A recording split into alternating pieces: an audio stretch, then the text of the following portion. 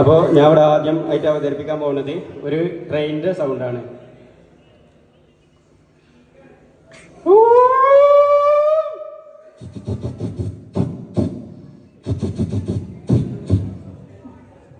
അടുത്തതായിട്ട് ഒരു കോയിന്റെ സൗണ്ടാണ് ഉണ്ടാക്കാൻ പോണേ.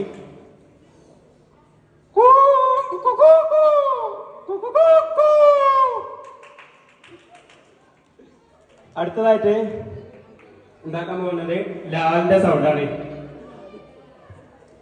കരിനീല കായല് കൊണ്ട് നിറമങ്ങും ചുറ്റിട്ടും കാർമേഘച്ചപ്പിലിരുന്ന് മഷി കണ്ണിലെഴുതിയിട്ടും.